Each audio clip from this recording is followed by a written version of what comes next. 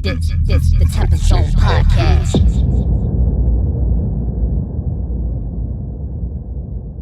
And now that I'm done talking about JID's album, I'm gonna bring in my special guest now who's been talking with me, but we gonna chop it up about his shit and what he's been on, man. Coming straight out of Boston, man. Yes, sir. Yes, I got sir. Bravo Breach with me. What's going on? Good, man. How you doing? Good. Same old. Can't complain. Hell yeah, man. I'm here. Yeah. I'm here. No, I'm glad you came in and, had to say your piece, man. Now you gotta check out JID. Yep. That's your big project today. But yeah, man, I got some good questions for you. I wanted to know, because, I listened to all your songs. I listened to everything you put out. And I wanted to know, what is your biggest influences in music? Who are your biggest influences? Well, it's funny that you asked that, because I literally just made a Facebook post about that. Yeah. My cousin is, first off, he's the most important, because his passing is what even got me into music. Mm-hmm. So I feel like if he didn't pass away, that we wouldn't even be having this conversation right now. And my dad, he pushes me so much. It's to the point where he even got back into making music. So me and him even have songs together. That's pretty ill. Stuff like that. And we record right from home. So, it's pretty easy. It's just like, oh, yeah, here's a beat. Boom. Start recording. Yeah. Here's a beat. Start recording. It's so easy. So he's definitely the other person that's trying to push me on and keep me in the right path. So. Hell yeah, man. Nah, that's dope. That's real dope, man, because... it's good that you have your dad's support like that, man. And I honestly feel like I could be the only person that could ever say that I have music with my dad. Yeah. At least out of my friend group. So I like to take that and run with it.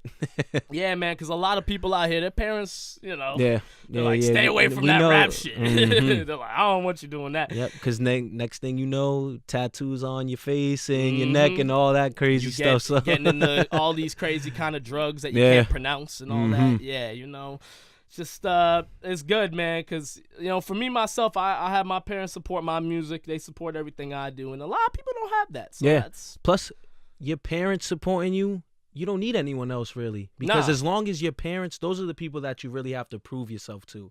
And if they're supporting it, then you're golden. Yeah, man. Facts. Like, that's all that matters at the end of the day, man, because if you don't have your parents' support and you're doing this rap shit, I'm sorry. I don't know. It's going to be tough to do. Not easy at all. Yeah, it's a grind, man. I was just reading the thing from Kato on the Track. He's a producer, and he was talking. I just put it on my story. And he was talking about how, like, if you're not fully invested into this rap and making the sacrifices that you need to make, this rap shit is not for you. Yeah, and it will eat you alive. Yeah. And I'm really just starting to actually put myself into it. Yeah. Because I was just doing it just to do it. Yeah. And I have people like yourself just hitting me up. It's like, what's up, out man? the random, like, what's up? So it's like, damn, maybe I should really take it serious, because obviously what I'm putting out, people want to listen to. Yeah, man. Yeah. So, I try to use people as my motivation, because I don't make music for myself. Because if I make music for myself, I could like anything. I want to make music for everybody else. And it's like, oh, okay, well, this little Uzi style is what's in right now. So what? I'm going to try to... I noticed that style so, from your music, man. So it's like, I'm going to try to do this, but I'm also going to try to do that. And I still want to show people that I can rap. So it's like, I want to be very versatile. So it's like, I'm not only good at one thing, which I feel like would open more doors up for myself. So hell yeah, man. Nah, that's good, man. I'm glad that, like, you know exactly the sound you're honing in on and what works, because I had to come to that realization a while back. Like, melodies popping. Like, if you don't got good melodies, because you think about it, Little Baby, Little Durk, A Boogie, Gunna. Yeah. It's like they all are with the melodies.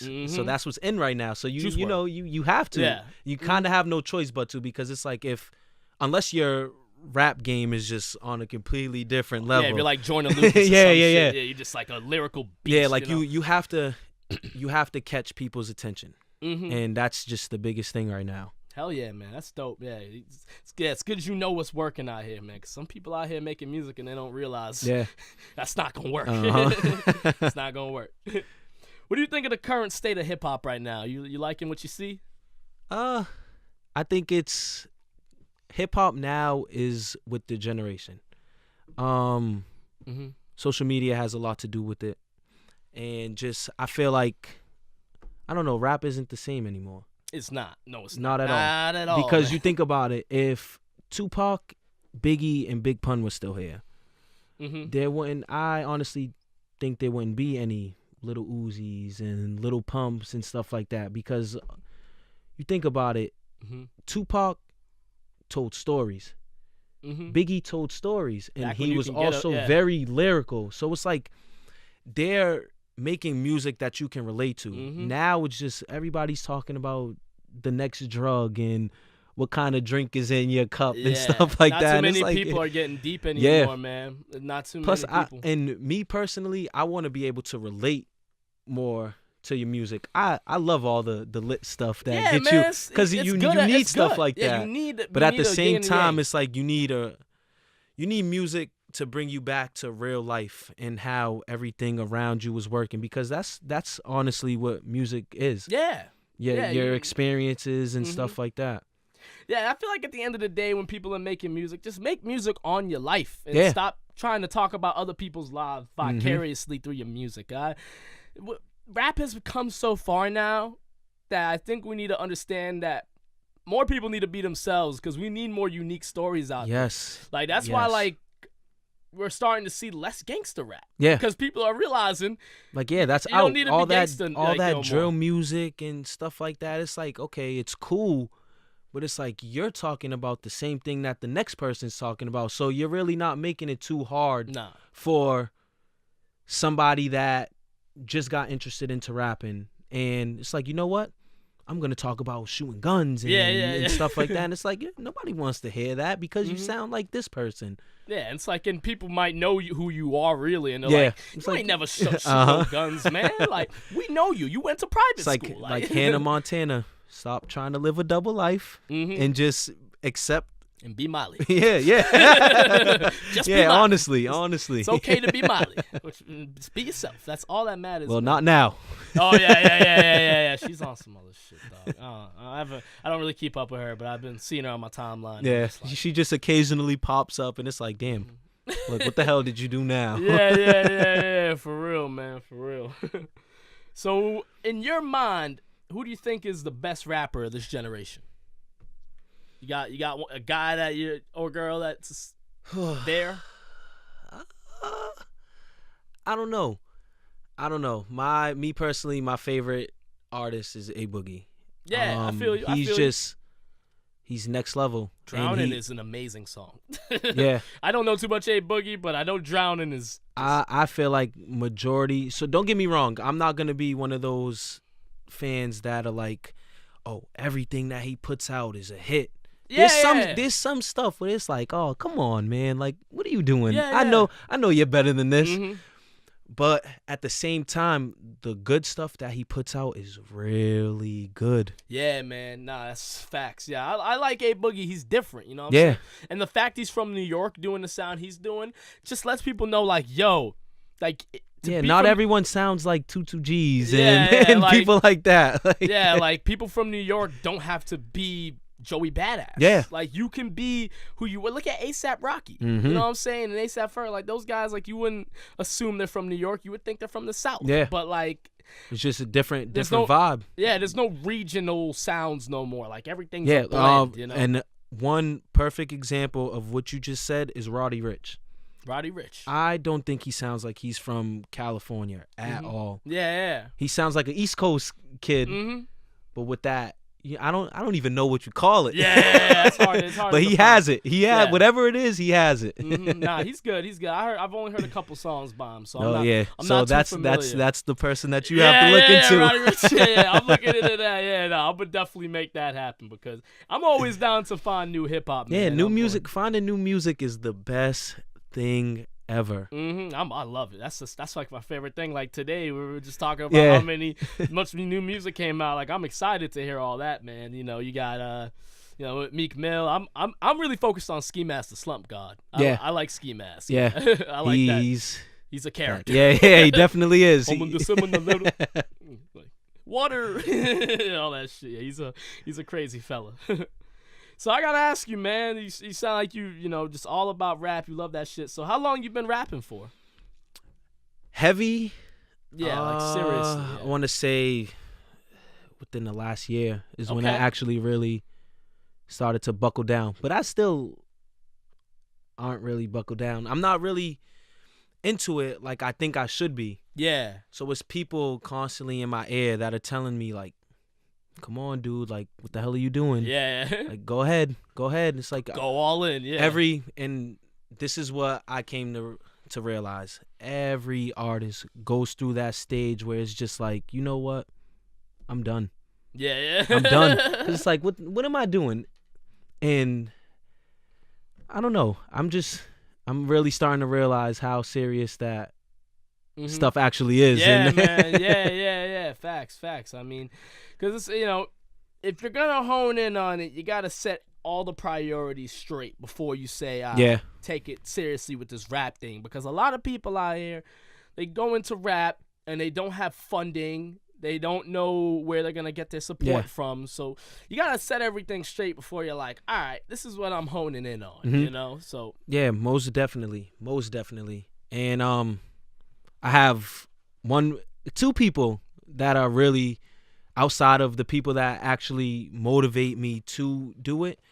My boy Dave, shout out to Dave Wonders, and my boy Trap God Lucky. Shout out. They are on my back constantly. Good. Yeah, that's good, and man. I tend to become lazy. I know I do. Yeah. And it's just like they in my ear 24/7. Like, come on, we're gonna go record today. And stuff like that. So, awesome. those are. They make music as well. Yeah. Those are my guys. Yeah, man. Trap God Lucky actually mixes all my stuff. So. Oh, okay. Yeah. That's good, man. That's good. Yeah, it's always good to have close people that can mix. Yeah, and those are my closest friends. Other than that, I don't really get too deep into people like that because I don't know.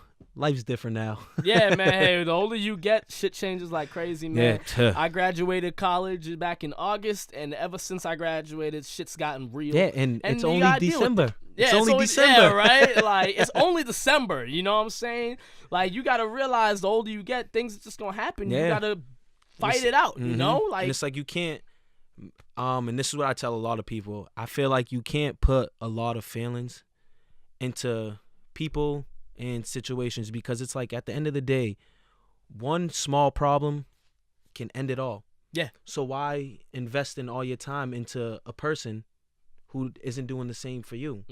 So that's facts, man. That's some real shit. Nah, because people gotta understand. You gotta see everything for what it is. You gotta see everything for what it is. Keep it real, man. Some people don't want to swallow that pill. Yeah, and a lot of people can't handle the truth. Yeah. They can't. They can't. It's like, how do you want my honest opinion if I tell you and you get pissed off or you try to come at me some kind of way, and it's like, I'm helping you out and you're just looking at me like I'm a bad guy. Yeah. For real, yeah.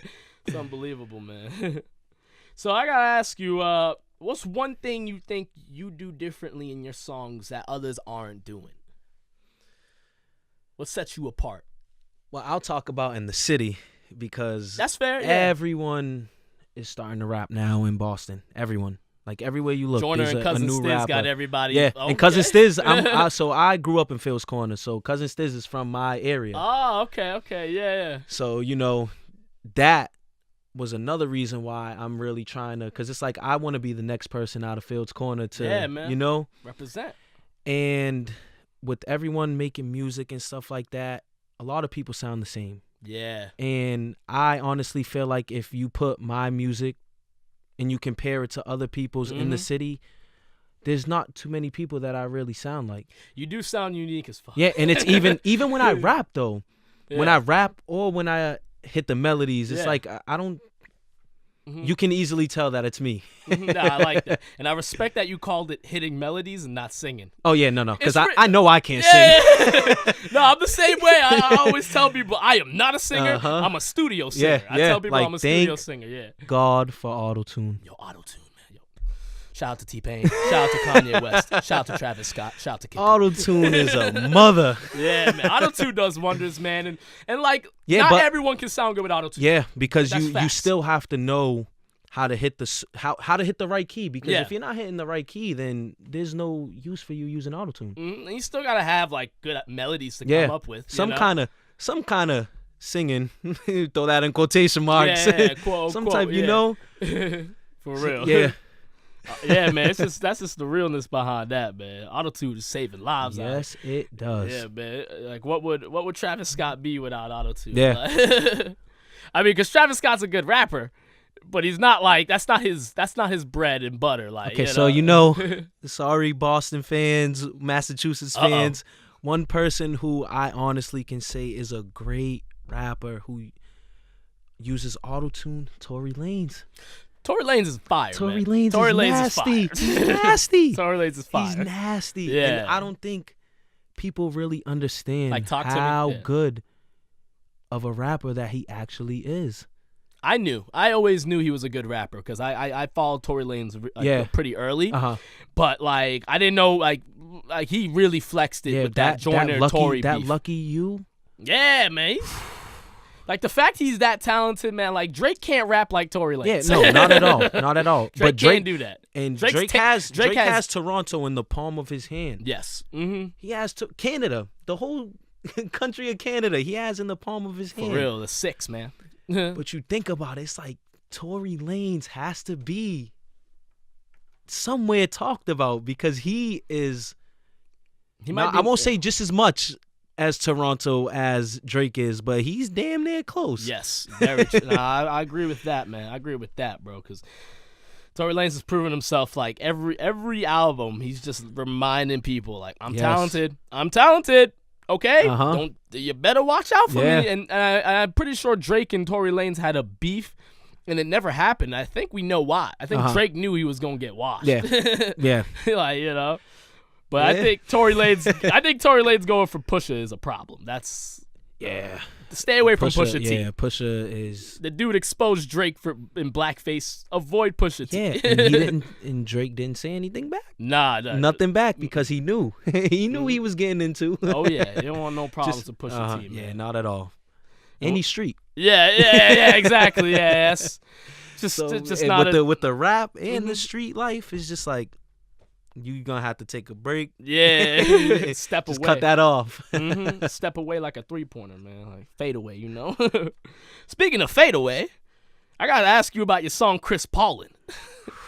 That's my favorite song by you, man. Okay. What made you make that song? So I was gonna do a whole project. And I was gonna name each song after NBA players. Okay. Because no one else has done that, so That's why not different. be the first? And I was listening to the beat. I got the hook down quick, and that was probably the fastest hook I've ever written in my life. I have a problem with writing hooks. Yeah. I'm just now starting to get in the you know, that's key. Key, man. If you have a good hook, people really don't care about the verse. If the hook hits, then that Chris Paulin song was different. Yeah, man. It was definitely different. It had me step outside of what I'm used to doing. Yeah.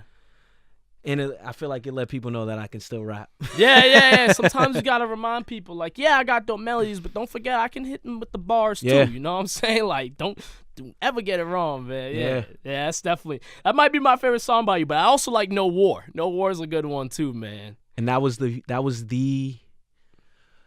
I won't say the first. Actually, that was the first good hook that I've ever wrote. Oh, yeah. Me and my cousin were in my house one day. He cooked the beat up, and I already had a verse to it. Like, I had an old verse that I was going to use, and I'm like, you know what? it sounds good on this, so I'm just gonna use it on this. And he's like, do the hook too. And I had a couple drinks and I was just in a zone. I was in a zone. Yeah. Hell yeah. It was definitely one of those days. Definitely one of those days. Hell yeah, man. Yeah, that's what I'm talking about, man. Yeah, so it sounds like you know exactly the sound you're going for, because when I'm listening to it, it's like, yeah, he knows what he's about. He knows what he's about. So, you know, that's dope, man. Yeah, man. So where can the people find you, dog? Where can they find you on social medias? So my 2 main social media accounts is Facebook and Instagram. Same name on both. Bravo Breach. Try to keep it pretty easy for everyone to find me. Add me on Snapchat, Johnny_Bravo26. That's where I'm at. Hell yeah, man. No, word up, man. Yo, Bravo, thank you very much, man. No problem for being at on all. the TempahZone podcast, man. It was a pleasure. Yeah. It was a pleasure. Yeah, I really appreciate it, man. All righty, ladies and gentlemen. That is episode 13 of the TempahZone podcast. Shout out to PRX Podcast Garage for hooking it up. Can I butt in real quick? And just shout one out more your people, out. man. Shout out your people. Shout them out. I want to shout out Lindsay Doran, because I didn't even know that you were the little ghost behind this. You know, you made this happen. So I want to say thank you. I appreciate you. Yep. And I will definitely be hitting you up soon. Yeah, she's low-key responsible for this episode. So shout out to you. Until next time, y'all. Peace.